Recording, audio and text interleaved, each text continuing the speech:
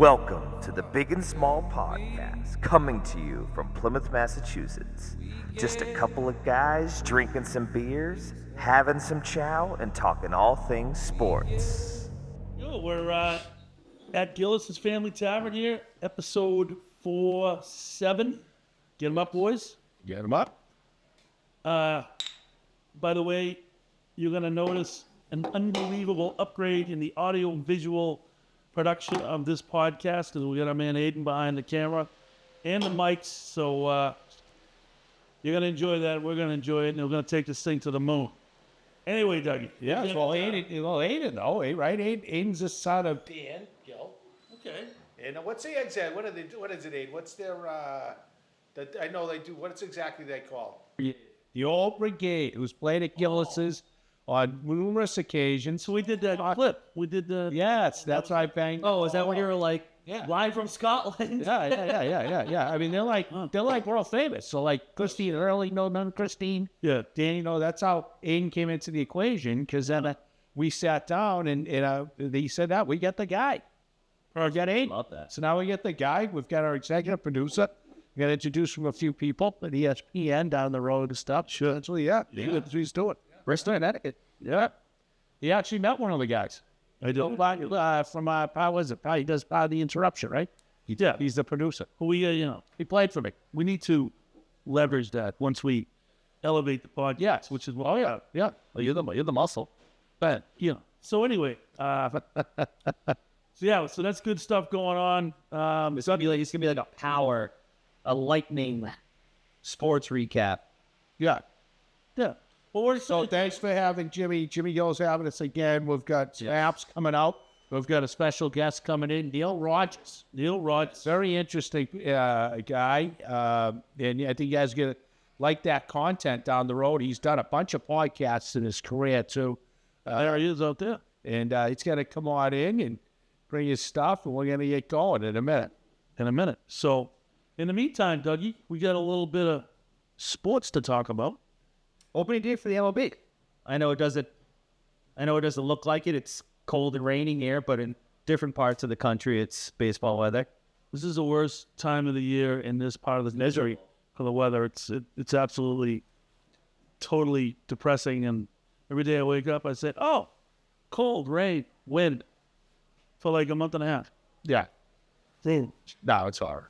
Now that I started, went back at revisionist history of coaching, I was like, yeah, I won't miss this again. And somehow I decided to go back to coaching, and all I've done for the last 10 days is figure out logistically what the heck we're doing today. It's pouring out, the poor kids that can't get any work in. Yeah. Public school's totally different. Oh yeah. No Florida trip, obviously. Oh, Florida. So it's just like been, it's hard to evaluate. It's been tough, but hopefully we get some weather this weekend. We'll be able to play. Yeah.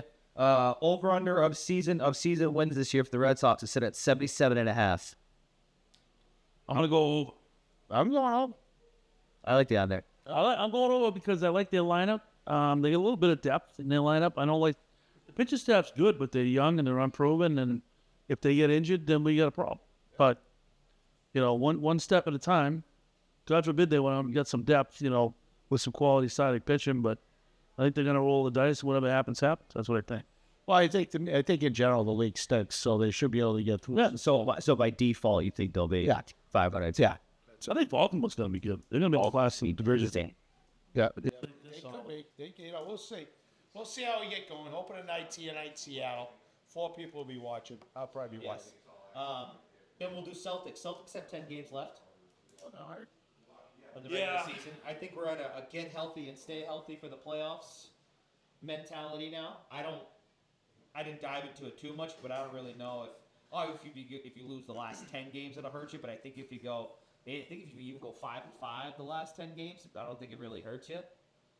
No, Seeding wise, I think they're pretty much locked in. they're like 12 games up. So What happened in Atlanta? I said to you guys, they will not win it. They will not win it. They will not win it. They're just gonna get tough. Until Missoula figures it out. But what they do at the end of games that are close is absolutely embarrassing, and it's going to catch up to them. are we at finals or bust or championship or bust? I think we're championship or bust. I mean, they proved they can lose in finals. Seen that already. Right. Championship. Yeah, so if they choke it in the East, it's one of the biggest choke jobs out. Yep. You lose to Denver, one of those guys. The West is good. I could see it, but I don't see it happen. Go to the ice. Bruins got 8 games left. Same thing. They're not constituted to win a championship. They're not tough enough. No, but what would you be happy with? I think Rick said, a series win, get to the second round. I'd like to see them win 2 series. That'd be great. I'd take one, Yeah. and I'd still think they're soft too. Played pretty good against Florida. That was a pretty good game the other night. Surprised me, a little pushback, but they're just not tough enough. They're too weak in the deep back end. I don't think they can win. I don't think they can win a 7-game series. I just don't see it happening right now in the playoffs. Unless maybe they get Toronto, who's soft too, and that works out good for them. But I don't know. Hope so. I like the Bees. Get through one round. Give me 2 for the spring, Rick. You'll be relatively happy. Relative. The glass is still half empty. And then I got nothing Patriots. We have the draft coming up. Nothing, no significant signings. You signed a bum wide receiver from Minnesota. Yeah, I mean, the big question is, do you take a quarterback at 3 or do you trade that pick? You grab 2 first-rounders and a future first-rounder. I like that scenario just because I think it's a crapshoot grabbing one of those guys in top 3. I agree. Trubisky came out of UNC as like the second coming of Jesus. He's horrible. Right. I said, May, I have no faith in. Never played in cold weather. He plays against the sister of the poor. Yeah. I mean, I want nothing to do with it. Trade down, go from there. It's a no-brainer. I can't wait to do more about this draft. Trubisky? That. He went to a UNC kid. As was out. No, I thought you meant Drake May, and I'm like, No, I'm saying, but I use that as an example. In the Cupcake League, decent, a couple guy. I mean, he is a big mistake. I'm just gonna guarantee you that. Big mistake if they go with him with that pick. If they can get what they're saying they can get in that first round plus a first round at 25, you gotta take that. You're an idiot to not take that. Idiot, especially if history is proven on taking the number 3 or 4 guy in the quarter. You're better off maybe get a guy later that surprises you. but from what I understand, that's something that probably won't come to fruition till draft night. Right. So you kind of It could happen. So you kind of see what happens. It could happen before if somebody gets in, falls in love with me, Yeah. and then says, So they're at Daniel's pro day today. They were at May's tomorrow or vice versa. no, May it was today. It was Today? Yeah. And then Sharon killed me because he freaking turtled on his ripping of May when I was telling you that also last week. Yeah. Said, all the pro scout site threw a nice ball. I said, yeah, he's in shorts and a t-shirt inside. Right. Please. You put him in New England under with our press corps Yeah. and the elements with no offensive line, you might as well put me at quarterback. Mac Jones. Forget it. Stupid move. Move on from that. It's they got to make some decisions. That draft's big for them. Well, that wraps up sports. Oh, I just want to throw a shout though. NCAA, big night, NCAA. Yeah, we can look at UConn tonight, wishing them well. We get hockey right there. We get BU's playing right now up. Yeah. And we get Congrats to BU what's that? winning hockey. BC. BC winning hockey East. Yeah, but now it's the big show for them, so it's Yeah. gonna be fun. Looking forward. It's good. Next week we'll have a ton to talk about college sports, the draft. Can't wait. Oh, real quick. NFL kickoff. Oh, the new rule? Love it. Where'd they find that? I've been telling you that for a year. So I didn't research it anymore. How do you do an onside kick, or is that just out? To pooch. So you got to go over the top. You can pooch it. Yeah. They go get it. It's idiots on talk radio. Did you hear him? They didn't know anything about it. It was the entire XFL kickoff. Been telling you I haven't for a seen year. Been telling you for a year. That's I've seen an onside kick, yeah, but Do you know what a butch kick is? You don't know? No, I get it, but I haven't seen it like executed in that format just to kind of see because It makes it better yeah, it'd be different. because the guys only like from this far away. yeah. It would probably be more competitive because, like you said, the 2 guys that the 5 yards Percentages of actually being able to recover. So you got Oh yeah, so you got a battle here, and then you go get the ball. but they didn't invent it. Yeah. You know who invented it? The Rock and Vince McMahon invented it. And I've been telling you guys about this rule because you guys don't follow it, which, by the way, glad you brought it up. The new USFL, no, UFL, United Football League, because they merged, USFL and the XFL have officially merged, and it's the new UFL kicks off Saturday and Sunday. Can't wait for my first tailgate party for that, and you guys can get educated in good football. Well, hopefully you get more than 6 fans. No, who cares? It's going to be a better product than 90% of the NFL games. We'll see. Yeah. Anyway, all right. We're going to take a quick break before we're going to introduce our special guest, Neil Roberts. And we're excited to have him on. I'm glad he took this. Rogers. Neil Roberts is... We're tight. It's fine, Neil Roberts. I was thinking of that. Neil Roberts is a longtime head soccer coach, legendary guy at Boston University. I can see how you get confused. But Neil Rogers is coming on, as you guys know. We introduced you earlier, Neil, so don't worry. But all right, so we're gonna take a quick break, and then have that. We'll get Neil on. So hey, we're back. We're with Neil Rogers here. We're gonna pepper him with some questions. No, actually, I think it's gonna be good. It's gonna be a little back and forth. Thanks for coming on. I appreciate it. Glad to be here, guys. So, Fantastic. we've been doing this for about a year now. This is episode 47. So we're into it now, and we're working out the kinks, but I think we're in a good spot. But It's a great setup. how long have you known Rick? How did you guys meet? Rick, I just stumbled upon somewhere at Martini's or somewhere. Yeah, exactly. Yeah. Where are you from? From really, Towner's Pond, White Mount Hood. I played the HUD. Played at the Common. Seriously, you guys bumped into each other? Yeah, it's like we met. Yeah, literally. Yeah, we did. But did you know Nemo too? And Oh yeah, I know Mark. His baby Mark, and that's just funny because he owns a property down here, a nice condo, right? Not to say exactly, but right over the other side. Literally, if you're looking out Stevie Wiley's house, Yeah. right across the way. So he was there, which compared to my old house, Yeah, right. you could throw a snowball at his door, but they were out if we ever had snow.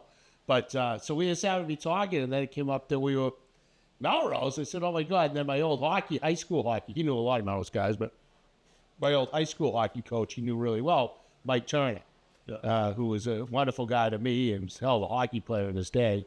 And so we just started talking, and then I learned a little bit more about what he was all about. Then he ironically, you can get into a little bit, but how you came about. But he ended up having this book, about tips, and a lot of it originated right from you working quite a bit at Downtown. downtown. Yep. And one of the spots I used to go to all the time when I was younger, because when I was living in the city, I was living on Beacon Hill when I was younger, I'd be at the sail off quite a bit. So it was kind of, I used to get the cup and a half. I still like the cup and a half. Cup and a half. Cup and a half, right? Remember that cup and a half? It was a go-to. They a cup and chowder. Did they have the big cookie or a cracker on top of that? Well, yeah. All right, there you go. I think they've departed from that. No, that's unfortunate. I haven't been there in a long time. And somebody asked me yesterday, because it came up again. Imagine that I bring up the book when I'm at an appointment. Shocker. That they were asking if they still have the Oreos in the bar. Oh. I just can't believe that they want everybody's diseased hands going in there. Like, I mean, maybe I don't know. After what's gone on, Was that a COVID? They got rid of that COVID? I don't know. I literally don't know if they've actually pulled it back. So, but yeah. So yeah, then we started talking about some stuff and about other stuff we've talked a bunch of times, and I was like, geez, I said to these guys, because we've got Aiden working for us here with the whole thing, and we're kind of upgrading what we're doing. We plan on having, we usually do the show, the full show once a week, but we're going to do it here twice a month, and plan on having a guest, and we had Christine Hurley on. I believe I got bumps. You did. Christine. You got the. You guys know. Yeah, sorry. Okay, we're not doing it that way. I'm just hanging out in the green room. Yeah, can't make it. So that we're psyched that Neil could come down this week. We're gonna have a few other good people you know on. Maybe another Melrose celeb. I'm gonna try and get Andy Brickley down. Oh, great. Yeah. So Let me know when that maybe happens. we'll do the whole Brick. crew. Sure. But So the Brickleys lived right by this place called the Common. in both telling you that you don't know. And I lived around the corner, so the Brickleys were here, the Common was here, and Neil was over here. And there was always a Brickley on the Common. Oh, yeah. Forever. Yeah. And they played every sport. They all played baseball, this, that, the other. And it was just forever. I think we might have to have you on when we have him. Oh, that'd be fun. Sure. Oh, he'd love it. But he knows Melrose back then, like all of us. Actually, wintertime, ponds froze. Yeah. Yes. We actually had fun. You could go pond. It's crazy how big it was, a big a deal in that town at that time. But Like a month straight. And back then, people played for their hometown teams. oh yeah, different world. So yeah, I mean, when I graduated in 1976, yes, our cuts could make any team around. Oh yeah, like what's on USA? Chucky Trider, Brian Hughes, Darryl McLeod played at BU. Yeah, I think he had a sniff in the cup of coffee in the pros as well. Oh yeah, the Jangros. Oh yeah, the Jangros. Yeah, they were fantastic. Yeah. But I want funny story. Talking about when ponds froze. I went to go. I wanted to have this. I wanted to do something with this guy Chucky Trider, who was not only a magnificent hockey player. He shot a 59 in Mount Hood. Yeah. Shot a 59, holds the record.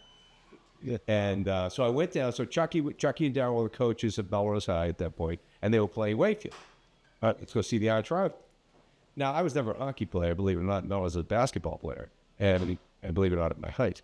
And so Back then, you were- so I went down, and they got smoked by Wakefield. It was just like afterwards, we're talking to Chucky and Darryl. Let's go on this.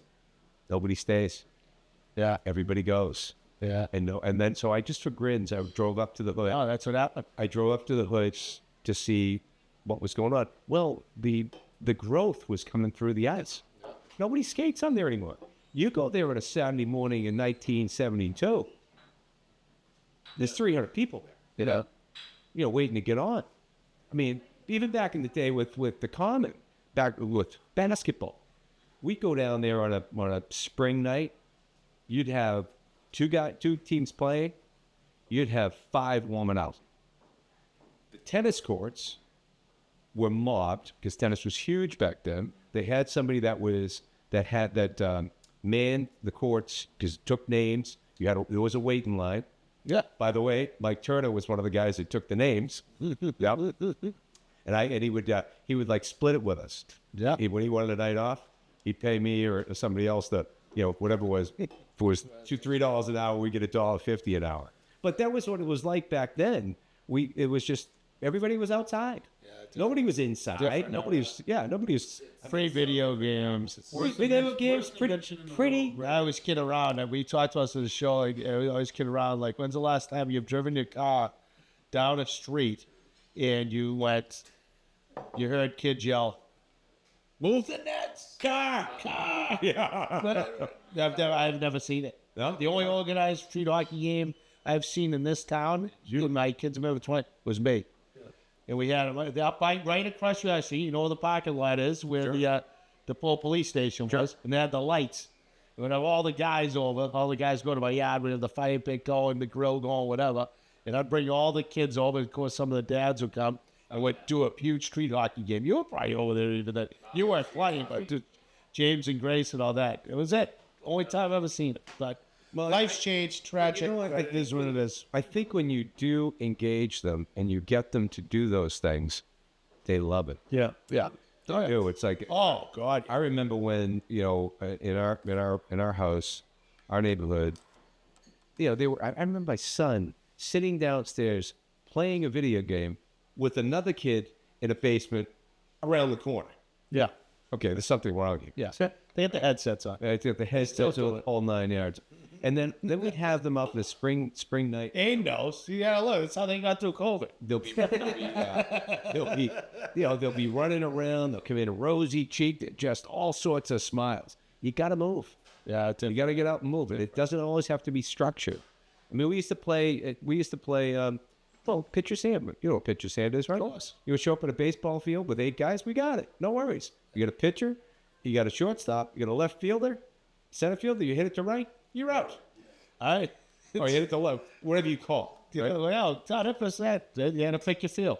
Yeah, pick your field. But I would have. I had up here too. By there was when the kids would come over, because the kids come over a lot, because how it worked, we'd do some baseball clinic stuff, and I'd be like, just come up the house after, put the game on in the yard, whatever, and all the kids would be. So it was like I was showing them, like none of them know how to play off the steps. You know, it was like came this cult thing. Yeah, we're going out to play. Rick's invented fire. You know, I said, yeah, it's like, what? I said, what's wrong with society today? I said, but it's only getting worse, but what are you going to do? All right, let's move. It's all those private schools, right? Those damn private. Also, by the way, That's where we all went, though, to your point about Trider and them, because Trider, I was with them. We went to Quebec together. We did everything together.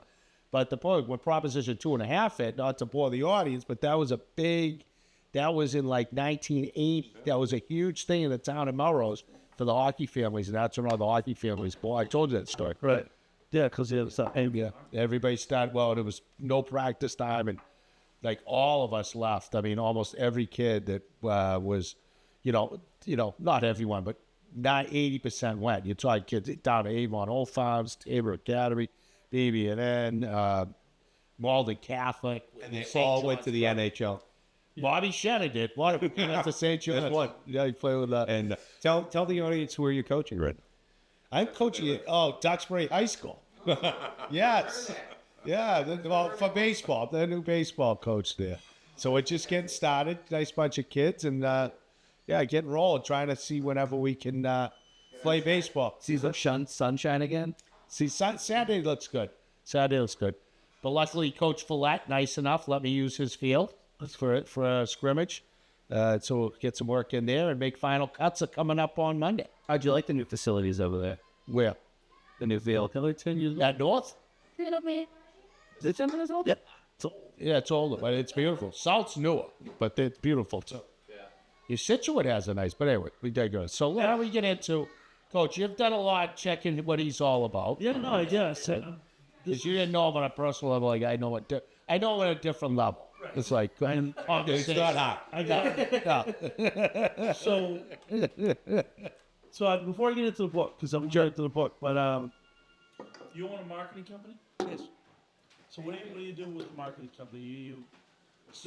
We're a promotional marketing company. Swag. Yeah. We're the swag business. The stuff all this stuff. Yeah. We do take a little bit different approach to it. We try to treat it like the great media source that it is. So when we propose something or when we go out to see a new client, we talk about what the value of handing somebody that is, like this is. So in this case, there's a QR code on there that takes you to exactly where you're going to buy my book. Did you hear that? Yes. I just want to make sure. And then there's a little message there. So as an example, when I give these out, so this is my little promotional piece that I give out anywhere, where from in a restaurant or bar or whatnot, and somebody has done a solid job. And I say, listen, this is for you.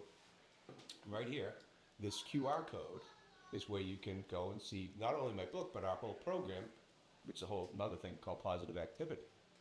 And then the reason why I'm giving you this is because you provided me with hospitality happiness. But what is that? Hospitality happiness is a symbiotic relationship that we've developed over the last hour and a half. I'm digging what you're doing. Thank you so much for serving me in this way. And I think I've treated you well. And that's how it works. And that's how it works in sales. So that's the way we teach other people how to use the products. It's not just about judges, giveaways, and what. Yeah, that's fun too. But if you use it for purpose, it's a very, very good real estate. Sure, you should. Yeah. You should be here. You should be giving these. They should be in here. Yeah, we gotta talk just after. pens, stick them in there, give them up. Because it's one of my greatest scenes from the movie The Wolf of Wall Street. What's it? Sell me the Sell me this. Oh yeah. But yeah, I like that. I gotta get those done. We're gonna have to talk after, but good. So fire away. So how long have you been doing it? 27 years. Okay, so that's been well established and stuff. I did a little bit of research on you. I know that you gave college a couple tries, and then the third time was the charm. You've met the only person you know that's flunked out of 2 community colleges. But you ended up with a 3.75. Yeah. So what happened is that when I graduated high school, I was 17 years old, And back then, when back then, we didn't have our kids, my parents didn't have my life mapped out like we all have ours, from DNA right up until, right, but they leave the roost. And then even beyond, we're still helping them. What are we doing? Where are you? So I went to my mother literally in May of my senior year and said, "Hey, Mom, should I be doing something next year?" I mean, literally, that was a conversation I had with her. And I'm thinking, wait, he's going to BC. What am I doing? I have no idea. So I had no real direction. I was as I joke about my academic prowess as a high school student, and like my combined SAT scores and my class rank have one thing in common, both in the triple digits. Yeah. So, so I went off and I gave the college thing a try, but I had no interest. I mean, it was high school all over again, and I just kind of fizzled out. It wasn't like, the first semester I did fine, and then I just said, I don't want to do this.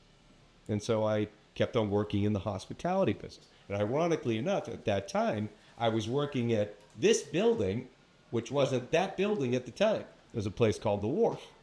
And I was in the kitchen, we were making sandwiches. Charlie Blutzer.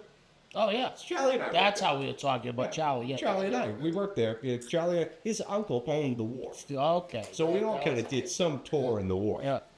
Is that something? You worked at East Bay, right? Yeah. Yeah. Yeah. Yeah. So I go to Charlie. We my were whole talking life. to him at April's, I think I introduced you. I said so. He's my, April's birthday. yeah, he was my dad's neighbor when he lived up there. Yeah. Good His, guy. his daughter works at East Bay too, right? He was unbelievable during COVID. They've all done a tour there. Now, The tall one. Alex, Jackie. Yeah. Jackie did too. And now Bella is working there too as a hostess. His wife was right. Oh, she could. Yeah. She reminds me of Fran from The Nanny. She's not a frequent of the no. So, but anyway, so so at that time, it kind of ties back in here. So now I'm fumbling around through still working in this business. Then I started to get behind the bar as a barback, and so I'm dragging beers, and we had one draft beer. Everything was bottles. So the audience would tell you, if you go back to that to find out where the beer is, to bring it out, it's like backbreaking work.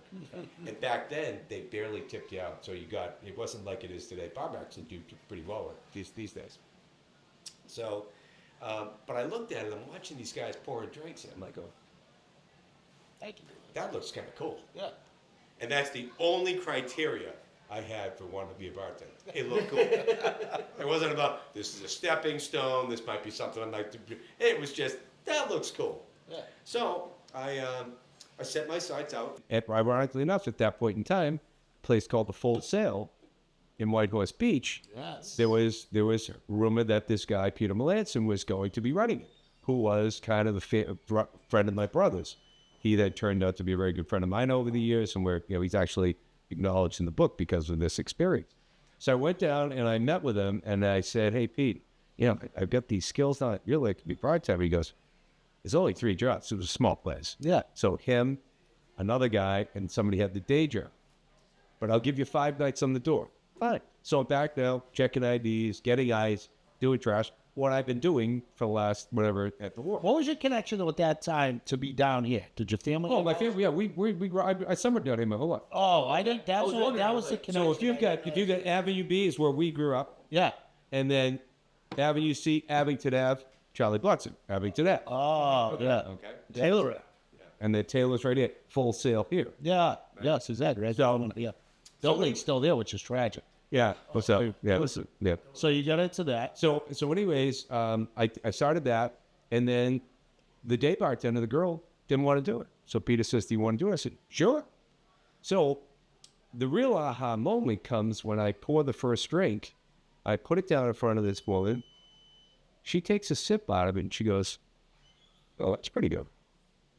So now Neil was just flunked out of community college, not really feeling great about himself. Self-esteem at a kind of a low level, goes, "Hold on here. Maybe there's something here." Yeah. So I became, with my interpersonal skills and whatnot, became friendly with people, yada, yada. Yeah, you want to play darts, you know this guy, you know that guy, we should do this, you know, and all that stuff. And then my physical attributes as a bartender and quick hands and all that became into play. So I had this, you know, wonderful experience starting there. And then that's when I decided, hotel restaurant manager, that's what I'll do. All right, so now here we go back to school. Another swing and a miss, right? Because in the end, I'm assuming this, you know, there could be a whole host of other reasons. It could be, by the way, that I just liked a good time, that I fizzled out of that. And so then people would say, you know, with your interpersonal skills, Neil, you should try sales. All right, well, now I'm still going to get this degree. How am I going to do this? So I jumped into yet another community college, Middlesex Community College. But yet this time I was focused. I had a vision. I had a purpose. I had encouragement that God rest your soul, Mom, that I might not have got, you know, out of the gate with that, but Mom and you know, and all that. And I started to be good at school. Yeah. Because I don't know if you guys noticed, they like you to show up. I tell my kids that all the time.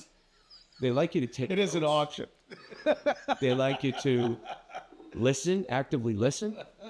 They like you to maybe participate, make your knowledge known, your opinion, this, that, and the other thing. They like you to turn your work in on time. This is no slight on the Melrose Public They Schools. like you. I told my kids same thing. Just get to know your professor. So that's, yeah, and you know, that's saying, no, this accounting guy is asking me to be a mentor. I said, really, me? Okay, all right, sure, I'll do that. And yeah, so I went from 2 strikes to 3.85. Yeah. You know, it's like, but the point of the matter is that I put together. Plus Middlesex. I mean, that's like the Harvard of community college. It really is. It really is. Says the BB&N guy. So anyways, so I move along with that, and did you derail people to those roll? So from your first bar back to Middlesex, what's the time span we're talking? Barback was probably not, it was quick. I'd say Middlesex I was 21, 22. Yeah, because I was not yet at TIAS. I was at TIAS at 23. So like, yeah, probably 3-ish. Okay. Yep. Yo. So but the whole point of the matter is, so when you think about it, when you with just that little algorithm in today's parlance, which is showing up, taking notes, you know, doing all the right things, basically, kind of sounds like sales, doesn't it? Yeah. And it is. So, and that's the way I've now taken that same little gig and just kept on going with it, and all the businesses that I've been involved with, and successful with. And that's how I mentor young men that I know that are in my place. As a matter of fact, this week, my brother passed on. My oldest brother passed on a couple of weeks ago. We had his celebration of life on Saturday. So I spoke at the celebration, and I talked about you know, a whole host of things. But one of the things I wanted to get into, one of Leo's Rogers laws. Leo was an incredibly talented man, very complicated, right? So. But he was a musician. He's a musician. He played wind instruments. I think he must have played the piano because, you know why? He composed music, symphonies. Matter of fact, rumor has it, one of his symphonies was played the Philadelphia Symphony. Then he was also a craftsman. So I'm giving this little speech about this and whatnot. He was a craftsman, and he made intricate dollhouses. Who remembers Evening Magazine? Yeah. He was on Evening Magazine with Robin Young. Robin Young, he was walking around the shop, following him around. Hey, you know, Leo, you're pretty smart. He goes, well, yeah. You put me and Thomas Edison in a room, I'll show him something. So let's just say humility was not one of his greatest attributes. But anyway, so I moved on, and I was talking about his one of his Rogers laws is what they called it. And he had about 24 of them in this book. I'm gonna try to find it for you guys because it's pretty cool. And the reason why I brought it up is because I was mentoring this young guy and helping him write a speech. And we're talking about books. And he's like, I've got a stable of books that I go to. It's Dale Carnegie, How to Win Friends, Influence People, Napoleon Hill, Happiness Advantage, Four Agreements, and a couple others. Top of my head, I can't remember. And he's like, what about this one? What about that one? Finally, he said something. I said, dude, we're sales guys. We're business guys. At some point in time, you could stop the self-help books and go see somebody. Just make a sale, make a call, do something, right? And the reason, so I brought up, and then I brought up my brother's quote, so we can pull this up real quick. He, in one of his laws, which was a really cool one, he talked about if you want to avoid, here it is. So it was Roger's law, he read a law, and then he had the explanation. The law is to avoid accomplishing a task, buy a book on it. The explanation, there's no better way to procrastinate than to think you need more information before you can start a project. Under the protective umbrella of continuing education, you can buy as many how-to books as you want. The process can be cleverly extended until the desire to accomplish anything dissolves. Better yet, get somebody else to do it. That's really good. So anyway, so I mentioned about this. Yeah, I just mentioned that I was mentoring this kid. So I'm now walking around this great little spread they put on because my brother was a reverend in this church at one point. And it's a great spread, really nice people. Everybody's just, and they loved him. Everyone went to a person that said, we love him, but it was complicated. So I didn't feel that bad. But, it's like, okay, because I felt the same way. So this woman comes up to me, she goes, do you, mentor people for business? I said, no, if somebody's got, where I was at that point or not, or, when they kind of line up and I'll talk to anybody. But what do you do at that point for work? Were you working bartending at that? Work, job-wise. The mentoring piece. No, that's not. Oh, I thought we talked That was last week. No, that's this week. So that same little, that same little algorithm I'm talking about. Oh, okay. Right? So this woman says, will you talk to my son? I said, sure. I said, I prefer, does he read? He goes, well, yeah, okay. No, he's got this, that, and the other thing. I said, all right, so if you can get him to read the book, I prefer that because that will mean he made a step, and I'll meet him then. Oh, yeah. And then we'll talk about it. Or we read some portion. So anyway, so he was, so we go back and forth on Monday, and they say, oh, he's an interview. Oh, I said, okay. And he's, I said, I'll talk to him in the morning. She got on the book. By the way, how does this happen? She buys the book on Saturday. It comes to her house on Sunday. There is no inventory on these books. Amazon prints these things and gets them out. I had no idea. Anyways, so he gets the book. The word is we're going to talk on Monday. Well, it's around 11:30 on Monday morning. I got to go. So I just sent the text. It was 11 o'clock, I think it was. I sent a text to his mom. I said, listen, be happy to talk to him, but I got to go. So he winds up calling me. He said an interview at 12:30. Okay, who's it with? Says the company. So, what do you know about the company? Not a lot. Okay, what's there? All right, so what's the CEO's name? All right, let me go to LinkedIn. Let me see how close I am to him. So the point of the matter is, I'm just piecing this thing together for him in a very simple way. There's no complex marketing theory going on here. It's just doing it, right? And so then, so I got him. I said, here's what I want you to do. I said, you to print these three things up. Do you have ChatGPT? He goes, yeah. All right, well, look up Greg Casale because he's the CDO. Get everything you need to know on him. Put that there. Then get ChatGPT on the cover. And then I want you to have a blank piece of paper. On the blank piece of paper, I want you to listen to what this guy is saying to you. If you can avoid saying anything, avoid it until you're asked. But write until he's done, and then take something on that list and say, I'm interested. You mentioned something, whatever it is. I'm really interested about that. Show that you're interested. Are you an athlete? Yeah, I was an athlete. What did you play? Football, basketball. It's a rep. It's a rep. What do you mean? Well, it's a rep. It's the same thing. What if, if you're a quarterback, you need to get your reps in order. So whether or not you want this job is not the point. The point is you're up to bat. Let's do the best we can. We got an hour to do it in. Yeah. And just put it all together. And oh, by the way, get in the shower, splash water in your face, shave, put a shirt on, get ready. It's game day. Yeah. Right? And you know all about this. This is what you do. Yeah. And that's what it was.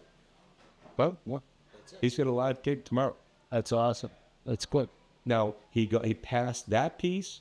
Then he went to the thing on Wednesday. We talked before that, and that was another interview. He had to make a pitch. Yeah. So he starts talking about I'm making a pitch on recruiting. I'm like, wait a second, is this company out? He goes, no, I know it. Well, so I thought I called him. So I see what you say. You can pitch on anything, and you're pitching something you know.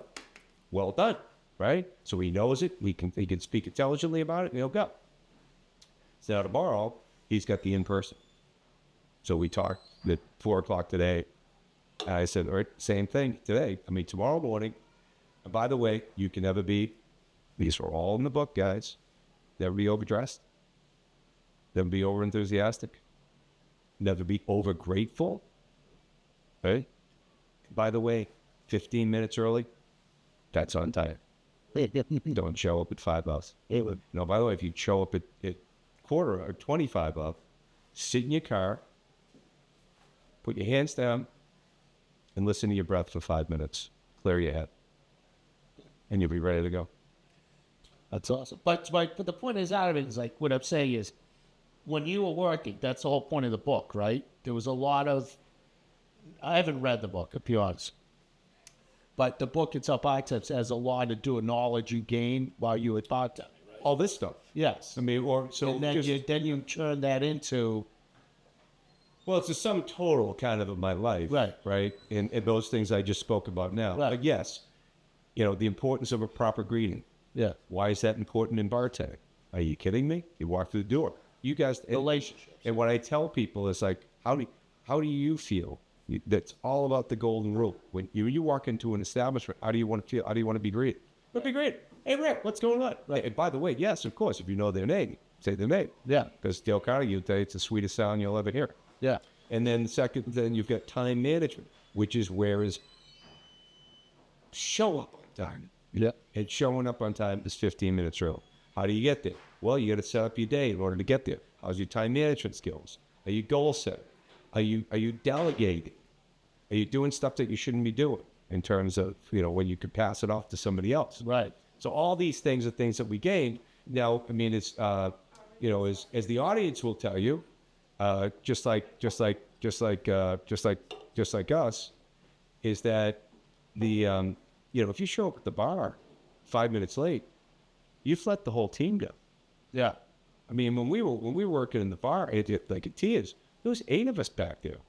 Well, 4 when I got started. Then we had to get the rookies. That's whole. So that place, but that's you're now somebody before you had to stay longer. So you've let them down. Your team is your team. When believe me when I tell you, when you're behind that bar, it's an innate. It's unbelievable. It's telepathic about what goes on once you get in a rhythm with people. Yeah. You don't even have to say something. Somebody yells out Bex, next it's in your head. So you're putting it up there because somebody else wasn't busy and they just grabbed. Good. So you're letting that person down. So that's why time in. Organization. Place like Tia's. Tia's was, they presumed they were going to be busy. Right. And we didn't have to move 3 feet for anything. Right. Yeah, you had to run for a little bit here and there, a cordial or something of that nature, but nothing. If you had to pour a vodka soda, gin and tonic, this, that, and it was right there. Yeah. I laugh now. I watched. There was nothing else down there, really. Right? That was the spot. So on the nice day, when that Marriott went in, forget it. It was nice. Yeah. Well, you had the marketplace and all that. Yeah, I know, but it was like down Tia's became. I want to Keep rolling. kind of reel it in a little bit. I want to kind of focus. So you got your marketing company Yep. rolling. How long has the book been out? March. March. So obviously I got an idea. I mean, I did a little research, like I said, but a light bulb went off, and you said, I'm going to write a book. Yep. Tell us about that. So it's a COVID project. Yeah. I mean, I was thinking. it's like trying to keep myself from losing my mind, basically, is how it started. And this guy, and one of the things that I would do, and I still do this to this day, and the audience will certainly attribute will confirm this, that I reach out to people. And one of the things I would do is just during COVID, I didn't want to bother them, like get them on the phone or, they're sitting in their desk and whatnot. But I would text them, how you doing? Invariably, I'd get a call back. Somebody wants to talk? How you doing? What's going on? Yada, yada, yada, right? So we go back and forth. And so one of these guys that I had this exchange with was a guy by the Terry McMahon, who wrote the foreword in the book. Right? So Terry calls me back, and Terry's like 18 months removed from life-saving liver surgery, liver transplant. Let's just say that Terry's success as a Mass Mutual general agent took him to places where he needed that. So yeah, he lived a tough lifestyle. But at that time, when I'm talking to him, he's now 18 months removed from this, and I just can't believe the transformation. He's talking about, I wrote a book, this, and that's. If I looked at it, and this will get into pop culture, old pop culture, not but it's like, Terry, you sound like Bill Murray from Groundhog Day. What are you, a jazz musician now, too? Every day is the same. You can it was like, how did you do all this stuff in 18 months after almost dying? So we got to chatting about it, and so he said, you should write a book. So let me write, right? So I said, I just started thinking about it, and I had written some things about emotional things, about things that happen a lot down here. So we had just come off of a birthday party for one of our guys that we worked with Full Sail, Augie Horgan. And Augie's a great guy. I didn't realize he was 12 years older than me, but I realized the thing because I did the math. And so we had this great time, and I got the old Full Sail T-shirt, which was an iconic T-shirt. Everybody wants it. So I found it. I recreated it. Everybody's wearing them. It just had this great time, this great event. I mean, so much that as a commuter student, that's my fraternity. The guys that I worked with years ago, because I didn't have, wasn't a fraternity. Right, cool. It was at home. Yeah, right. Yeah. So we did that. So afterwards, I was so emotional about it. I wrote a little ditty on it. And then a friend of ours. Hold on, what's a ditty? Well, just a little short story. Okay. Yeah. And so and then another friend of ours from White Horse Beach, again, because we grew up there, from my whole life. I mean, you kicked off your shoes when you got here, you put them back on Labor Day. Just one of those types of summer places, right? So very emotional for me. And one of our friends' husband was dying of ALS. So we're thinking about throwing a big shindig for them and putting the band together and raising a bunch of money for them. So I wrote a little thing on that. So I had that piece. And then about 2 or 3 years earlier, my daughter had been honored as like one of those, she was under 30, I think, at the time. Yeah, she was, of course, she was only 35. The chamber, they've got an award for everything. So she was one of the people to watch under 30. So the guy who brought Five Guys Burgers to New Hampshire was the keynote speaker, right? So, and he was a nuts and bolts speaker. He's my type of speaker. No big words. You don't have to break out the thesaurus.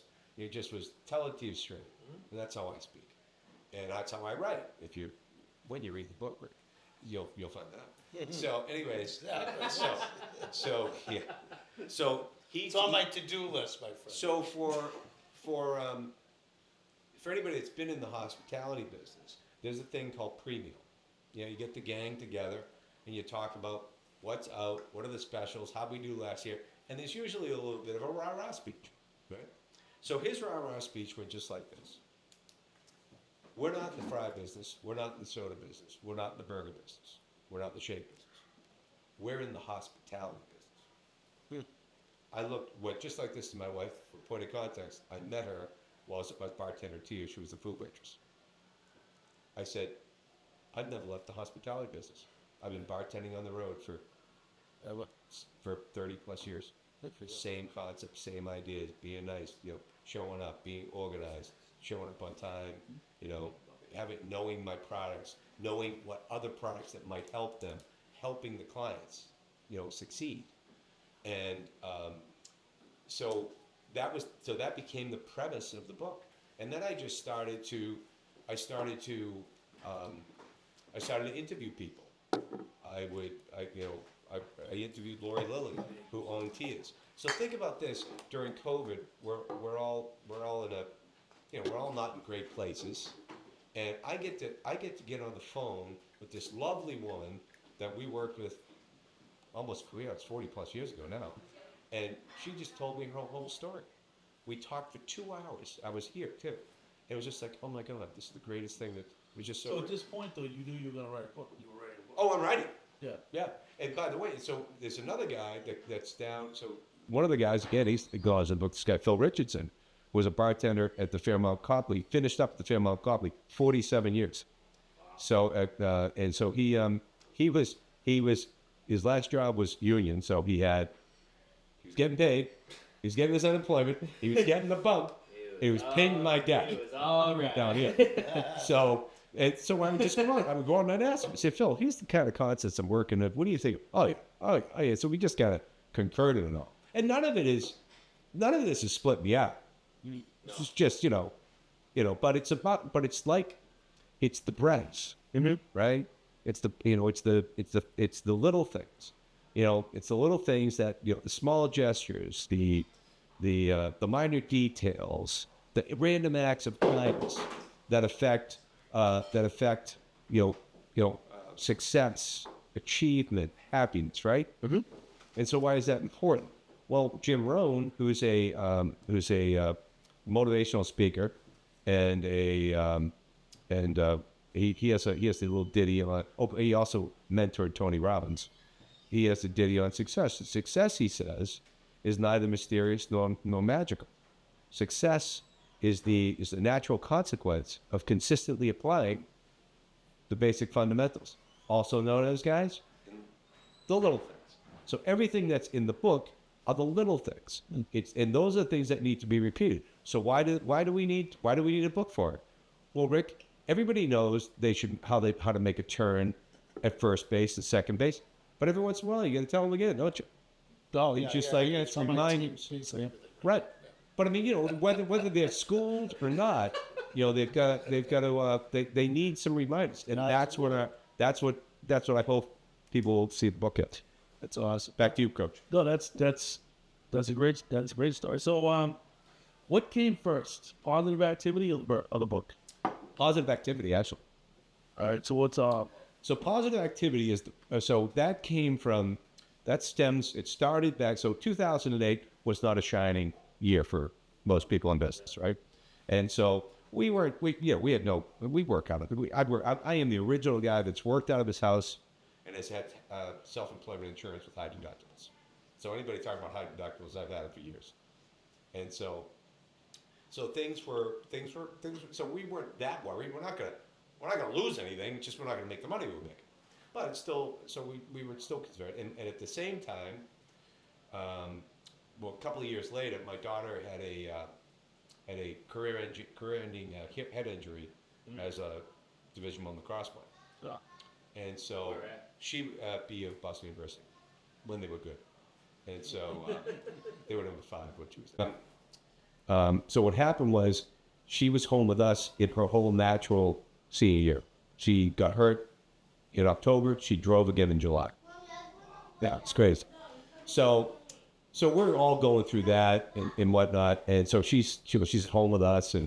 And so she started getting into things like Eckhart Tolle, The Power of Now, which is, don't forget about the past. Don't worry about the future. Live in the present. So it's what this thick book is all about. And so she got into that. But she'd have to listen to it. She couldn't read.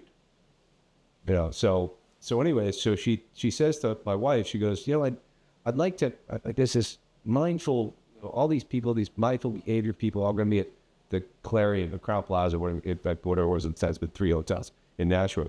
Would you go with me? My wife goes, sure, I'll come. And then she gets it. So it all became this notion, this thing about mindful behaviors, positive affirmations, happiness. It's all geared around the whole conference was geared around that. So we had been living this way naturally. I mean, I can drag it along, kicking and screaming, coming from an Irish Catholic family, we're always last to the dance. That's all gone with me now. I got none of that. And so so this is the beginning of it. And so we just started doing. Lori just kept on getting more involved in things like the law of attraction. Your thoughts create your reality. Positive affirmations, positive thing. Every day we journal. We write down 3 things that we're grateful for. We write down an intentional recall of something great that happened the day before. And we write down things, then we write I am statements. We meditate every day.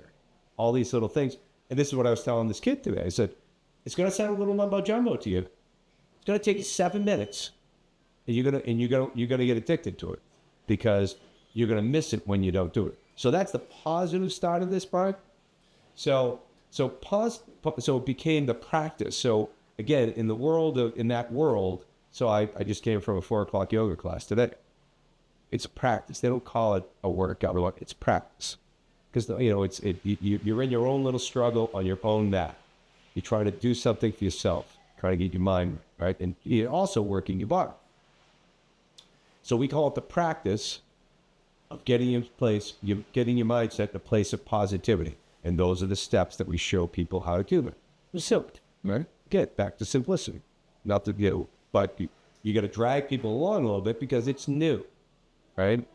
And then that takes you to a place of open-minded, divergent thinking, solution providing, creativity.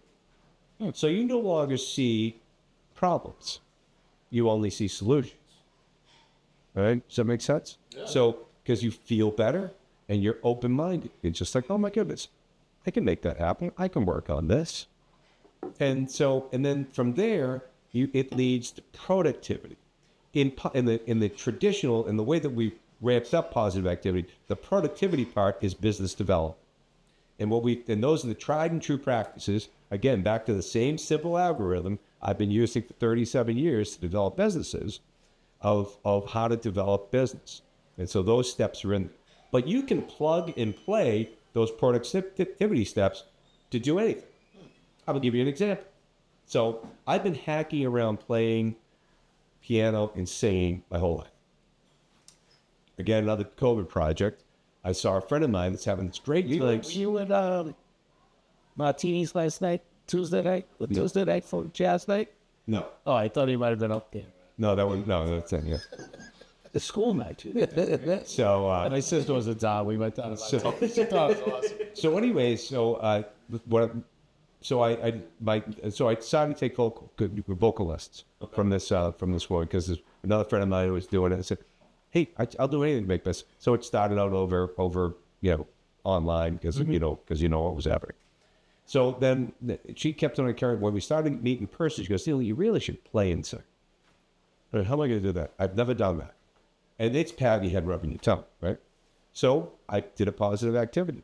Yes. When I go downstairs, she gave me a couple of hacks. I'll go tongue does a little play bill. It's inside baseball. It gave me a couple of hacks to learn, to get my fingers to go in places. And I understand chords. I understand the piano. And so I did it for 90 days. Oh, yeah. Friday night, performed on the stage, played and sang. Wow. All right. And now I'm moving to the next step. So the whole point of that is, so whatever you put here is just the steps that you want to accomplish. You need to get your mindset right and be in that great place of creativity and open-minded so you can move on. And so that's what we hope. When people are like, when you're in sales and you're like, oh, am I ever going to do this? Well, you got to do it every day. It's doing small things greatly. You just do the little things. Always back to the little things. Yeah, you have to know your products. You have to know all that stuff. You have to know what else is around you. But you take it and you go, and you just won't believe where you came from.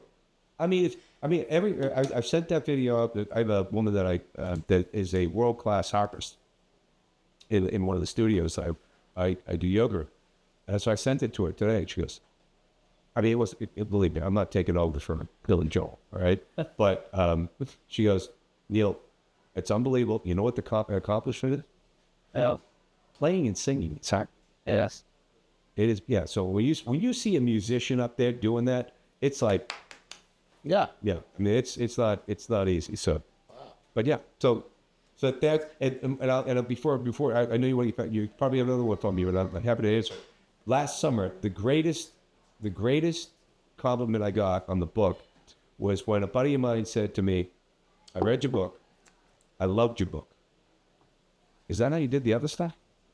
It was you. So, point of context, my 33-year-old son is autistic. Cool. But, and so we had a special needs. For 18 years, we had a foundation for special needs education in Nashua, New Hampshire. But we supported anybody that needed it. And then when he moved on from that, we went on. We offered to stay and help and do all that, and so we did. And then, but he needed to go somewhere else because he was out of the system. So I started the first of its kind special needs classroom at community college. Back to the community college. There's not a community college in my life. So I just found that it was like, yes, I mean, that is. I mean, it wasn't like, and now and so again, to take the point of positive activity, how it can apply to so many other places, we have a huge problem in working with this population. Not that people don't want to do it. They don't know that they want to do it, right? That's the way I feel. I've been listening to this for years.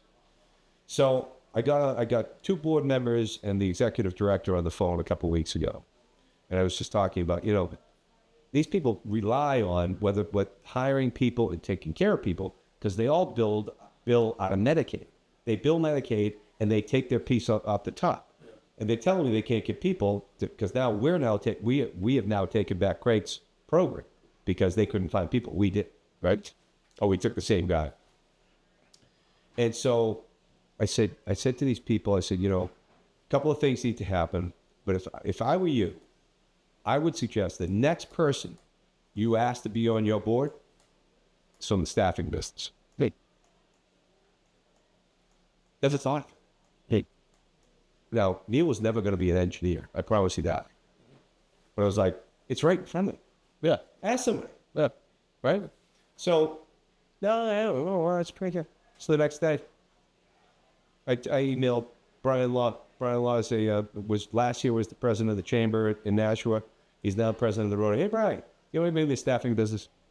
Yeah, call Nicole Moran. Can you make that introduction? Maybe? Sure, can. Makes the introduction. Lori Limerick, this one, I haven't got anybody ill, but talk to this one. Okay, great. Anyways, I get to Nicole. It's a love test. We're going to make this happen. We're going to find people for this. There was nothing complex about that, right? Pick it up on the phone, make it something happen. So, it's awesome. What else you got? Love it. So I go all night. But what are people if you're sensing that? So with positive activity, it's obviously a business. It's your business. We saw your stuff. So do people sign up for stuff? Do people get subscriptions? So positive activity right now is something that we're speaking. We're just putting together a speaking business. That's mainly So we started. Lori's done some. I've spoken on this, and it is part of what we. So you go to a school and do it. You can go into it anywhere you want. Yeah. So that's where the idea of it. Corporations, anywhere. Yeah. Because I think today, much like this young gentleman that I'm working with, you get all these kids that went through the COVID stuff. Yeah. They get the mess. That and I was just talking to Jamie. Jamie, he knows Jamie too.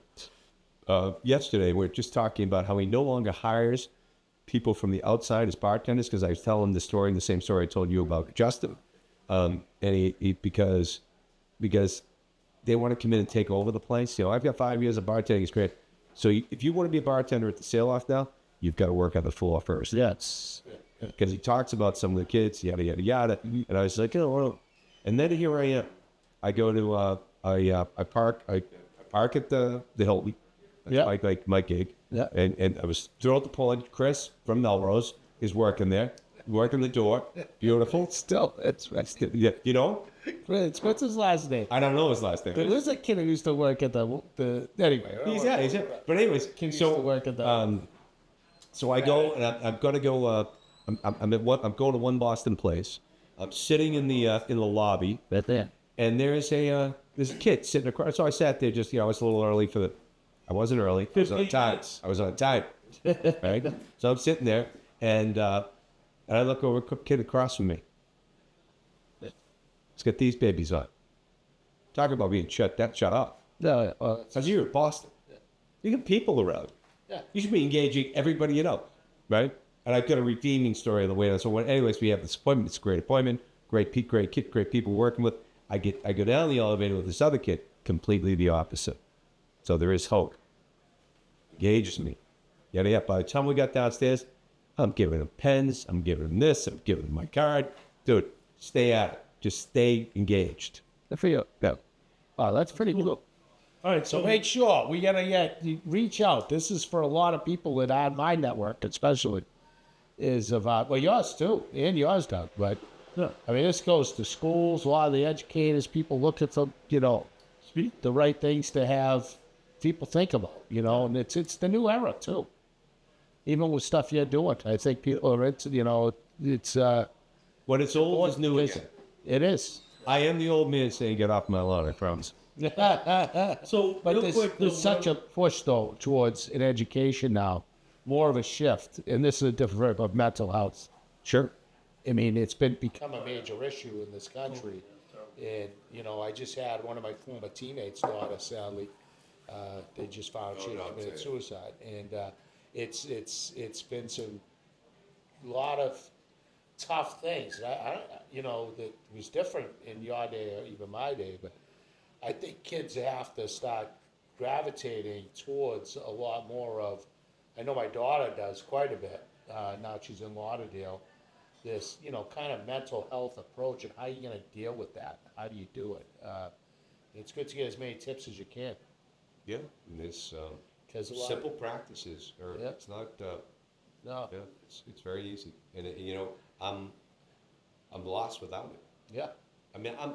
And you have other things you do. You have other rituals, like it's kind of cool you do, like your, what's that thing you do? It's not like, everybody calls it a cleanse, but it's kind of boring. Oh yeah, twice a year But you have a I have part of your- purification program. Yes, does that, does this thing. But it's interesting people learn from. But it's a great product. A lot of people could yeah.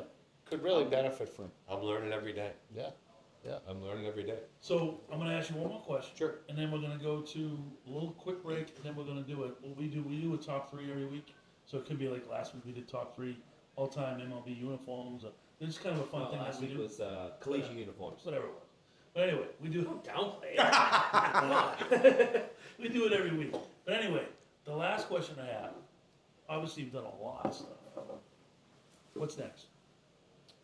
Yeah, it just doesn't end. I mean, it was like yesterday. I was just telling the audience, my buddy in the audience here, that we were talking on the way down. It's like, I don't want to stop doing this.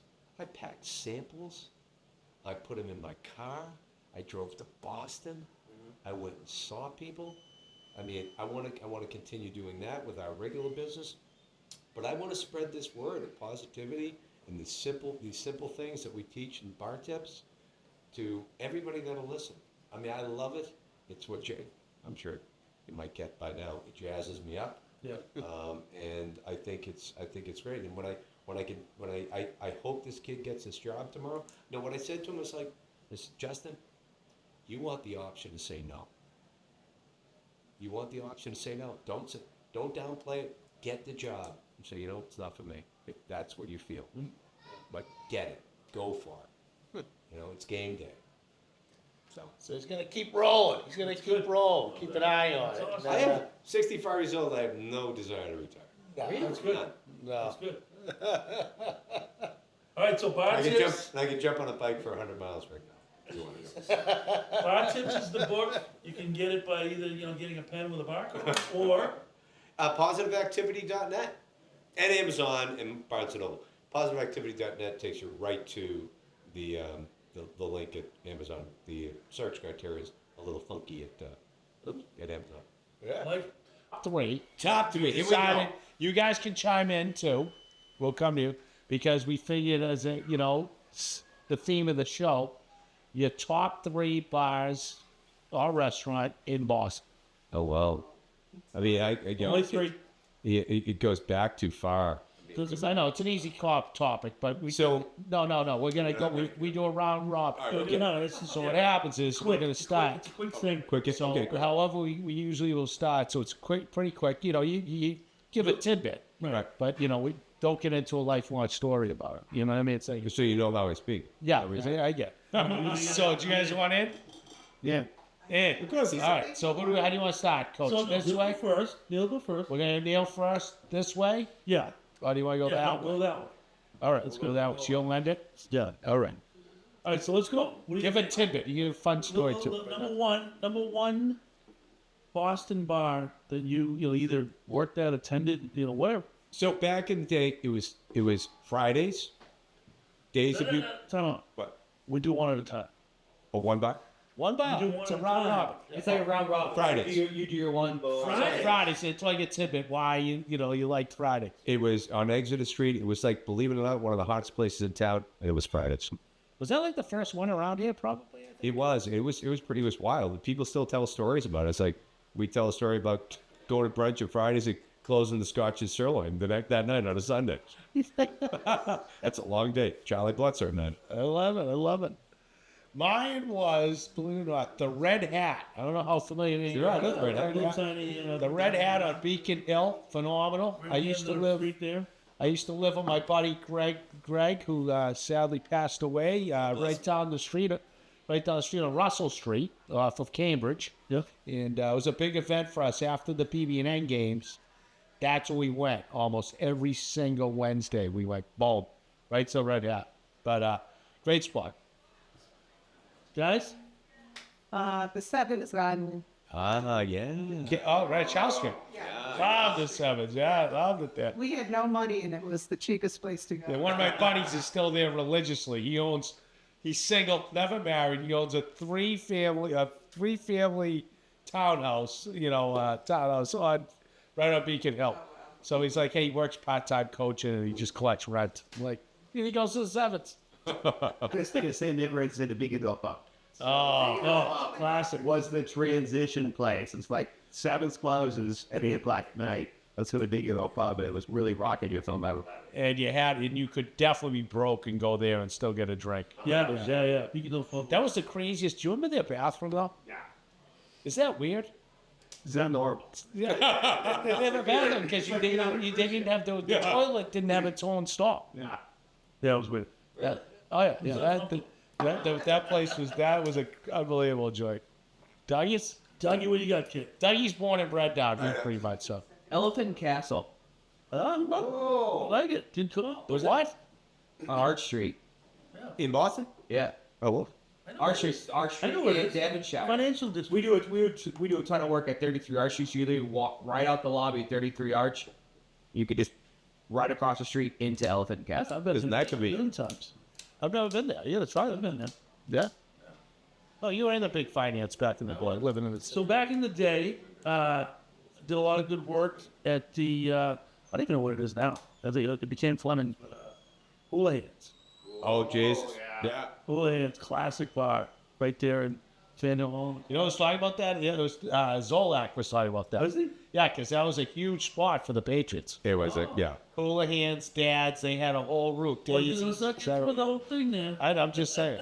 It was on Sports Radio literally like yesterday. Yeah. So, number 2. I'm going back. McMahon's and Brighton. Oh, what's going Does on? not exist in. Okay. Oh, it's Brighton. It's Boston. So it's that's where DJ Sullivan played on Thursday nights, and it was crazy. All the girls from BC, Framingham State, and whatnot was just nuts. That's another Charlie Blutzer. Charlie Kirk. I never been. Oh, yeah, it's great. Road trip. I like it. Awesome. Ah. That came- So what you got? Well, I'm gonna throw out. It's not like an unbelievable bar for like picking up women and stuff like that or anything, you know. But it's the Bus Stop Pub. was Do that? you guys remember that at all? The bus stop over by Harvard. Oh my goodness, it was an icon for us. That's it. We would go. It's not there anymore. Harvard bought it. Of course. That's it. How did that happen? Oh, it was the greatest dive bar, nicest people. After every football game, if he had ball, like 40 of us in there jamming it. It was awesome time. Great spot. Doug? Oh. J.D. Winberry's. Ah, It's yes. the financial district. Oh, Wow, Jessica. It's not there anymore. No. Let's say where's that? Across from Daniel Hall. Okay. It's down by Bostoni. On me. a great memory. I love it. Oh yeah. Oh, I think I was there. All right, I'm gonna take you a bit back. So I don't know what the fan hall when I get in town. It's like city side or south side. Just down the street was Dockside, and Dockside was classic. Classic. But I was there when Larry Bird was there. Actually punched somebody. So I got to tell you, there was like, this is like a historic place. Doesn't exist anymore. But to go into that place, I can almost smell it right now. How bad it smelled, but it was just a classic Boston bar. And you know we punched. Yeah, I do. We happen to work with them. Dougie? Got the whole story. It's also a restaurant, my second one. I love the location. Tony C's. oh, love Tony's. Yeah, down at Seaport. Yeah. Seaport right underneath Del Frisco's. Is something going on in the Seaport? I don't know. Yeah. Yeah, it's a little bit going on. You know what was there originally? But It's actually called Remy's. It was the first place to win. yes, yes. Is it Jerry Remy? Yeah, Remy's was the first guy. The whole back wall is just a big ass 40-foot TV. Yep. Bro. Yeah, I've been. I was in. It's a good spot. I mean, you just can't park anywhere. I like. So okay, that's so many of them. I'm gonna go with just places that I went when I was younger and I really enjoyed them. Stocks and Bonds. Yes. Oh yeah. Yeah. Below the street. Yeah. Right down there, sure. Right on, right there too. Yeah. Right across from the right across from the Black Rose. No, there was No, nothing no, there. it's So it's kind of on its own. Up Yeah. on like it's part of the financial. A couple of blocks up I from know, that. right near that church. It's in the middle of the street. Yeah, but if you went down, it was over the Black Rose in the corner. Another Oh yeah, it was Yeah. a pretty good. It was a couple blocks, but yeah. You know that big church is just in the middle of the street. I made that. I know. But to go into that place, I can almost smell it right now. How bad it smelled, but it was just a classic Boston bar. And you know we punched. Yeah, I do. Yeah, we happen to work with them. Got the whole story. It's also a restaurant, my second one. I love the location. Tony C's. Oh, love Tony's. Yeah, down at Seaport. Yeah. Seaport right underneath Del Frisco's. Is something going on in the Seaport? I don't know. Yeah. Yeah, it's a little bit going on. You know what was there originally? It's actually called Remy's. That was the first place to win. Yes, yes, that Is it was. Jerry Remy? Yeah, Remy's was the Yeah. first guy I had. The whole back wall is just a big ass 40-foot TV. Yeah. Bro. Yeah, I've been. I was in. It's a good spot. You just can't park anywhere. I like. So okay, yeah, so many of them. I'm gonna go with just places that I went when I was younger and I really enjoyed them. Stocks and Bonds. Yes. Oh yeah. Yeah. Below the street. Yeah. Right Under down the there. street. Sure. Right on, right there too. Yeah. Right That was- across that from was the good. right across from the Black Rose. No, there was No, nothing there. Stars It was and Bonds was kind of up- on its own. Up Yeah. on like it's part of the financial. A couple of blocks I up know. from That's Right near that church. It's in the middle of the street. Yeah, but if you went down, it was over the Black Rose in the corner. another Oh block. yeah, it was a pretty good. It was a couple blocks, but yeah. Yeah. You know that big church is just in the I middle know. of the Believe street. me, I've been there. I know. It was right there. Yeah, you can throw it. You can throw a freaking beer at the freaking It was closer to Houlihan's than it was to the Black Rose. tweener. I don't know. But anyway, maybe we'll do a field trip. I like it. Full town field trip. We'll do real. So, So yeah. Stocks and Bonds now, I think, is Audubon Pond. I know. It's sad. Shame. All right, I've got to pull this one out. Final. I mean, we should say someplace where we work, but I gotta say the Scotch and sirloin. Really? Gotta say the Scotch and sirloin. I planned my classes around Scotch and sirloin Sunday nights with JD, Billy, and Ken. And they, by the way, they still play around here. And by the way, 622 down at Priscilla Beach Clubhouse, we have them, so you gotta come. Oh, All you that'd guys be come. great, yeah. Oh, And so wow. we just rent it and whatnot, and we handle everything. Just bring your own booze and all that. But yes, every Sunday night, every Wednesday night, it was great. Bring your own boots. And just, you know, Priscilla Beach. You know Phil Friday? of course, I'm so Friday. Yes. Friday. Every day's Friday. I'm gonna bring, because I've Well, Lisa- been naming the boroughs of my place that I've lived when I was in the city, different spots. You know, I hit a couple of, but this is my favorite place to go. I was out of college, met two guys, just started working. But it's in Brookline, so it might be illegal. Is that? Oh, that's good. we- Oh, no, you're in, yeah. Brookline. It's there. The Coolidge Corner Clubhouse. Oh, wow. Wow. Have you been there? I know where it is, yeah. Oh my God, their burgers, cool bar, great TVs. I was so broke. I used to love it, How broke were you? bro.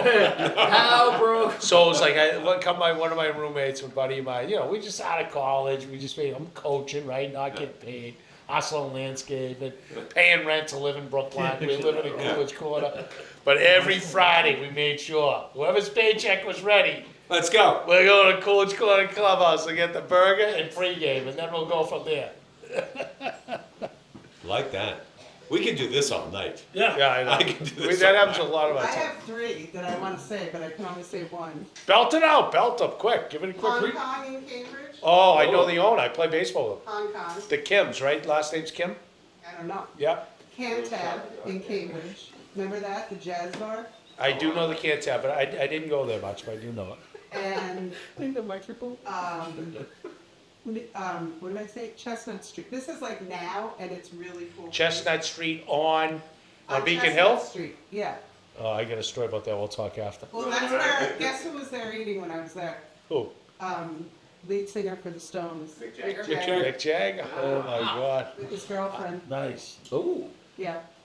That's cozy. what's been date night? Great Final. cozy You place. grinding over it over there. Alright, so I'm gonna have to swing back to a place that I probably spent the most money at Oh. because of my 20-year career being in the financial services industry. That's Brandy Pete's. Brandy Pete's is like right around the corner, Yeah. but everyone had to go. You had to go. Everyone that was on the buy All over side there. never paid for a drink. Everyone on the sell side had to figure out who's paying for all those drinks. Like every month we had to figure out, okay, who'd you say? Who'd you say? But the bartenders were like Neil there. They're just like, you walk in there, it's like, hey Art. Yeah. They give you a beer, and then it's like, I take you for 100. You okay with that? I was like, yeah, 100's good. Yeah. There could be 8 of us at that take for 100, and we'd be in the rest of the clients. That's like that. awesome. Yeah. And they had a cheeseburger. The one on Franklin Street there. Yeah, Yep. they had a cheeseburger that they wrapped in French toast. It was probably the most calories you could pack into your body in any one period of time. So, Neil and I went there for lunch one time. It was like, hey, let's get a salad. I was like, what do you think? Well, no, let's just get a salad. We gotta regroup. That's awesome. That's even before time. Cornwall. Cornwall. Yeah, and in fact, How about you, lovely Lisa? You got a bar? You got your favorite bar ever in Boston? That's my favorite bar in Boston. Yeah. I never did think about it. Last pieces. Las Brisas. Augie Orion worked there. Augie, same guy that we had the party for at White House Beach. He worked there. I met She's Mark under Knight. the- Cornwall, though, we're not there for 6 months, and we always go before a Fenway game, a Red Sox game, and the bartender always remembers our name and our drinks. No way. Where's it? Cornwall? Yeah, it's called Cornwall. it's on Beacon Street. Right? Yeah. Coming to the Right? Yeah. Right. Yeah. Right. Oh, yeah. Yeah, this Cornwall's great. That's awesome. Lisa, did you give us That's one? just it. No. Lisa's You want a species. Boston person? All right. Dougie, final?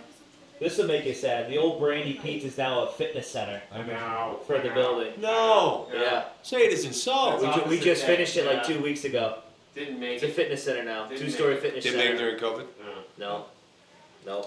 Same with the force with the I've garden. been in there 3 times since we were doing a big job over that way. It's in Southie. All right. Oh. First time I walked in there, I felt like an outsider, but the second, third time, I felt like regular. Murphy's Law. Oh, classic. A great place over there called Capel. Yeah, but Murphy's Law is like a legendary It's like, it's dive bar. there. It's all. It's there in Southie. Yes. It's just it's not going Oh, anywhere. it's unbelievable spot. But well, I can't. There's so many. Anyway, I'm gonna wrap it up with. The Gillis Tavern. No, I had a bad. I've had a lot of experience there. Most of them bad, but it was like memorable. I don't want to get into the bad, but Mary Ann's. Oh, look out! Awesome. Yeah, no, it was, Yeah, that's what. Yeah. Look out. yeah, that was. Great spot. Big BC bar. Across the street from City Side. yeah. Nice City Side was the ideal bar in this hot, warm weather. Nice sunny day. They had the decks overlooking. Yeah. Oh, yeah. Yeah. Those same people spot. did not go to Mariette's. No. Later on in life, they did. Anyway, so that's what we do. This is what we do with the podcast at the end. We do the top 3, and we really enjoyed having you on. Glad to be here. Yeah. It was so Thanks, fun. guys, for coming. It was a Awesome to blast. have you. Thank you. And so we end with a toast. Toast. Episode 47 in the In the can. books. That's what we do. Podcast Gentlemen. gold is what we say. Until next week, Until next week. we'll see you.